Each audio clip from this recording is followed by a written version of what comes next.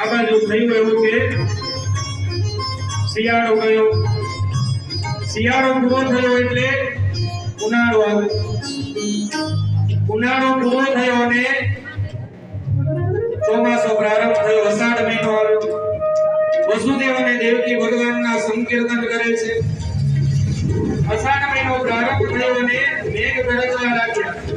ભગવાનના આવવાનો સમય હતો એટલે દિશાઓ સ્વચ્છ થઈ ગઈ। અષાઢ મહિનો આવ્યો અને અષાઢ મહિનાની બીજ આવી।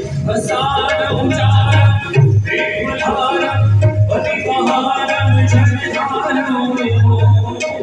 નાદોયકારમ નયુતારમ હરિકતારમ વિસ્તારમ નાલહી સંધારમ નાસકારમ નતકુમારમ નિર્જાની કવિતાની જાની વિપરિભાવી ઉડ જાઓ गिरधारी चित्र को उड़ जाओ गिरधारी। અષાઢ મહિનો આવ્યો, મોરલાઓ ટહુકવા લાગ્યા, મુસળધાર વરસાદ થવા લાગ્યો છે, સમુદ્ર ખળભળાટ કરવા લાગ્યો, નદીઓ છલકાવા લાગી છે, યમુના બંને કાંઠે વહેવા લાગી। ઋષિઓ યજ્ઞ કરતા હતા, યજ્ઞ કુંડની અંદર અગ્નિ પણ શીતળ બન્યા, દિશાઓ સ્વચ્છ બની ગઈ છે, મુસળધાર વરસાદ વરસે। સમય જતા વાર ન લાગે, બધા પ્રભુને યાદ કરતા હતા, ભગવાનને પ્રાર્થના કરતા હતા કે ભગવાન જલ્દીથી પધારો। ભગવાનને પ્રાર્થના કરતા હતા અને અષાઢ મહિનો પૂરો થયો અને પવિત્ર શ્રાવણ મહિનો આવ્યો।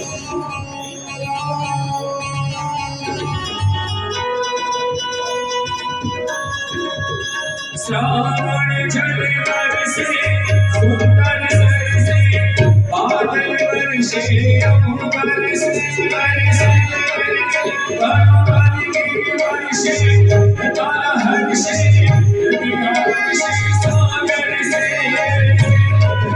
तपन दर्शे सीत समर से लावत दर्शे भारी कहे राधे प्यारे बिहारी उड़ जाओ गिरधारी ओ उड़ जाओ गिरधारी ओ उड़ जाओ गिरधारी।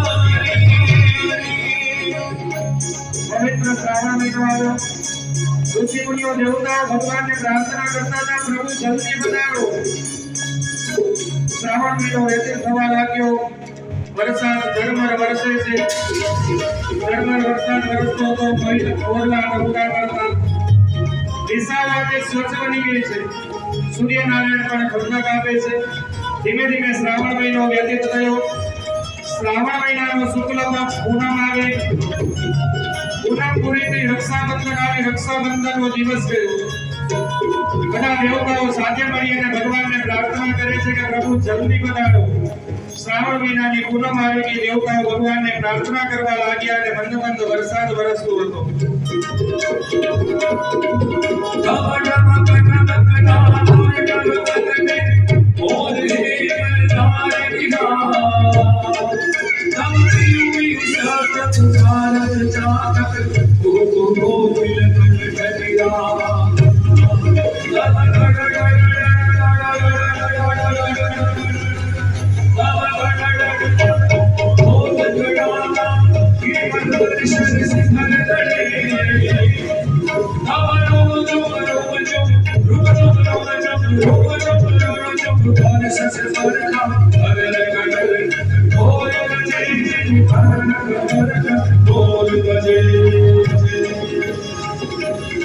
શ્રાવણ મહિનાનો કૃષ્ણ પક્ષ આવ્યો, ઝરમર ઝરમર વરસાદ વરસે છે, મોરલાઓ ટહુકા કરે છે।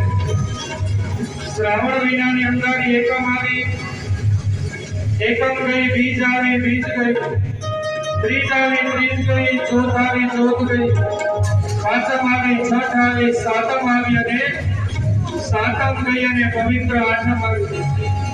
આઠમના સૂર્યોદય થયો, સૂર્ય પર આજે કપડા નથી, સૂર્યનારાયણ બધાને ઠંડક આપે છે, દિશાઓ સ્વચ્છ બની ગઈ છે, આકાશ શુભ થઈ ગયું છે, નદીઓના જળ પણ સ્વચ્છ બની ગયા। દેવતાઓ વિમાનની અંદર પુષ્પના ટોપલા લઈને ઊભા છે। આઠમની સવાર થઈ, બપોર થઈ, સાંજ થઈ, સાંજનો સૂર્યાસ્ત થયો અને આઠમની રાત થઈ.